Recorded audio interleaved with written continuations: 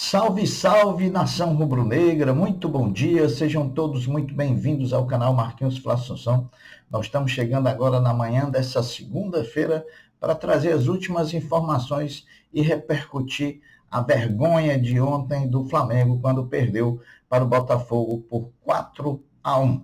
Antes de mais nada, antes da gente trazer os nossos comentários e trazer também algumas notícias do Flamengo, eu pediria a você, rubro-negro, que ainda não é inscrito no canal, que se inscreva, que deixe o like, que compartilhe os conteúdos nas redes sociais e que também ative o sininho das notificações para que o YouTube possa notificá-lo de tudo que estiver acontecendo de novidade aqui no nosso canal. Dito isso, vamos fazer esse desabafo. Aqui, hoje, praticamente não tem notícia, é apenas um desabafo em relação ao ápice da vergonha que aconteceu ontem lá no Engenhão, quando o Flamengo foi humilhado, envergonhado e detonado pelo Botafogo por 4-1. E o dia que temíamos chegou. O dia que o péssimo futebol praticado pelo Flamengo do Tite iria sucumbir e envergonhar a grande torcida rubro-negra. Estávamos muito desfalcados? Claro que estávamos. Porém, não tivemos um mínimo de organização tática, um mínimo de concentração, pois tomamos um gol antes dos primeiros 5 minutos de partida. Perder não é proibido. Agora, perder sendo engolido pelo adversário, ainda mais um direto rival, um adversário também direto na briga pelo título, é ainda mais doloroso. Que tamanho pode ter essa vergonha, essa vergonhosa derrota? Quando estamos às vésperas de uma decisão que pode nos tirar da Libertadores da América pelo segundo ano consecutivo ainda nas oitavas de final. Se perdemos muitos jogadores por lesão, agora na temporada, o certo é que nunca encontramos um futebol que nos desse um mínimo de entusiasmo de todo domingo esperar pela partida do Flamengo. Essa que é a verdade. Falando um pouco da partida de ontem contra o Botafogo, diríamos que conseguimos escapar no final do primeiro tempo, onde o empate, até então conquistado, era uma oportunidade para tentar se corrigir no intervalo e voltar melhor para o segundo tempo. Não aconteceu. E aí entra em cena o Tite do Flamengo. Aquele Tite que não facilita as coisas, sim complica o que com maior facilidade poderia fazer melhorar o time.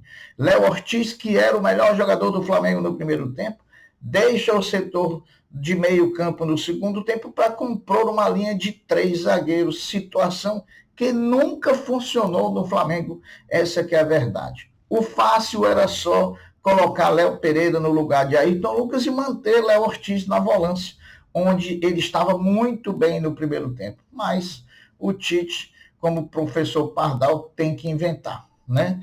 O time era uma salada só, muitas improvisações, muitos arranjos, e o 4-1 ficou barato para o volume de jogo apresentado pelo Botafogo, diante de um Flamengo que ontem envergonhou novamente a nação rubro-negra.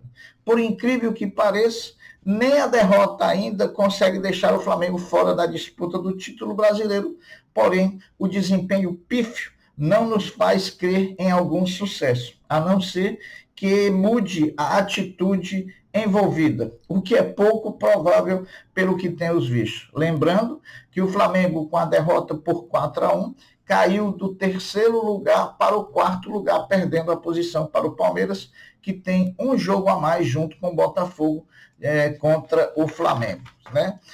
Se pensávamos que perder Cebolinha, Matias Vinha, Pedro e Gabigol lesionados já era o fim do poço, eis que ontem praticamente também perdemos para a partida diante do Bolívar na próxima quinta-feira, Jorge André Arrascaeta, que saiu sentindo o músculo adutor da coxa. A bruxa está solta, meus amigos, e o vislumbre para quinta-feira não é nada bom, essa que é a verdade.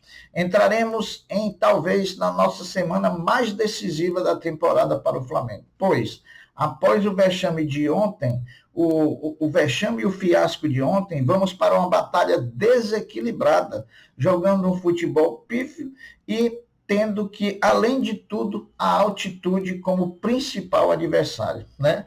O que se vislumbra não é bom, pode ter certeza. Não há como defender o indefensável. Essa vergonha e essa humilhação de ontem já vinha sendo construída há algum tempo, né? Com vários jogos com desempenho pífio, principalmente quando não jogamos no Maracanã.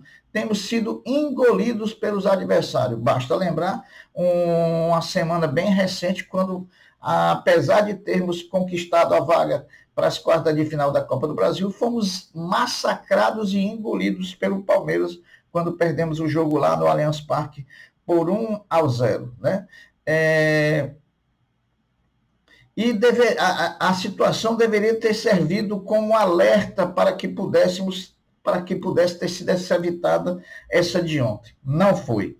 Não se pode usar o calendário como desculpa, como sendo um responsável quando se perde de maneira vergonhosa, como ontem perdemos, até porque o nosso adversário de ontem, o Botafogo, fez mais jogos do que o Flamengo na temporada. Então, essa desculpa do calendário cai por terra. O Tite tem que mudar o disco.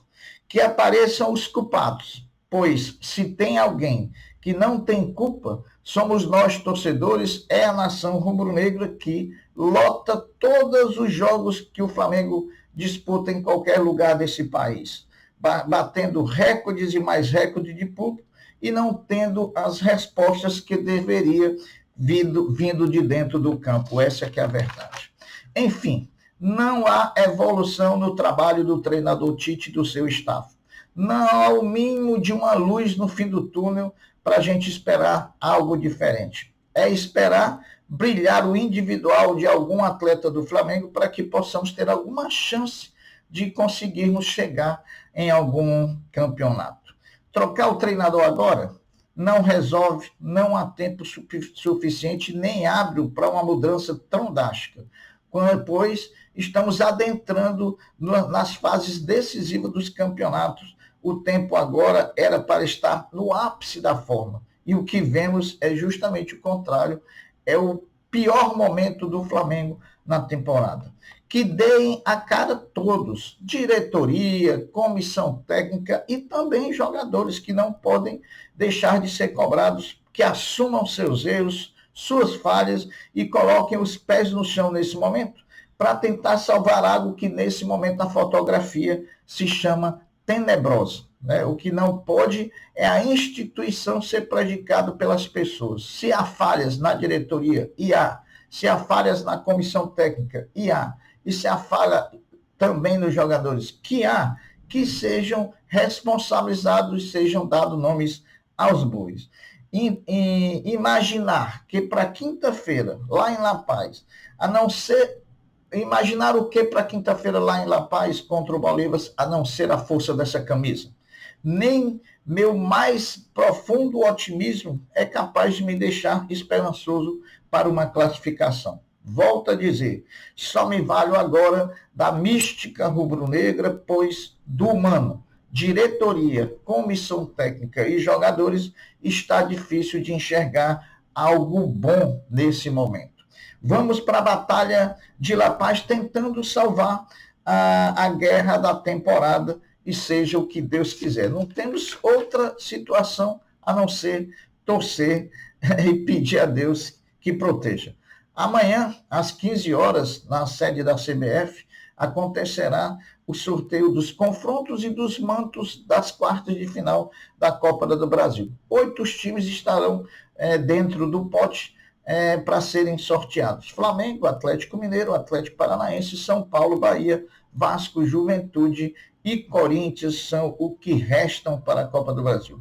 Outro que está complicado, meus amigos, é o futebol feminino do Flamengo, que nesse momento está fora da zona de classificação, ou seja, está fora dos 8 primeiros classificados.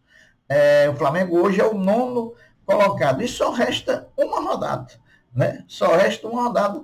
Tudo isso porque o Flamengo, no último sábado, não venceu o rebaixado Avaí, empatando por 1-1 em Santa Catarina. O Flamengo que fará a última partida da primeira fase, jogando contra a Ferroviária de Araraquara, no estádio Luso Brasileiro da Portuguesa, ele não depende mais somente de si para garantir na classificação entre os 8. Ele depende de um tropeço ou do Internacional de Porto Alegre ou do próprio Bragantino, além da obrigatoriedade de ter que vencer a Ferroviária, que é um dos primeiros times colocados na tabela de classificação. Então, já se prevê que vem algo também aí não muito bom e nem muito agradável aos olhos dos torcedores rubro-negros. Meus amigos, dia difícil para gravar esse vídeo falando do momento em que o Flamengo vive e imaginando que é ainda ano eleitoral, quando realmente, na maioria das vezes e dos casos, o Flamengo é colocado num segundo plano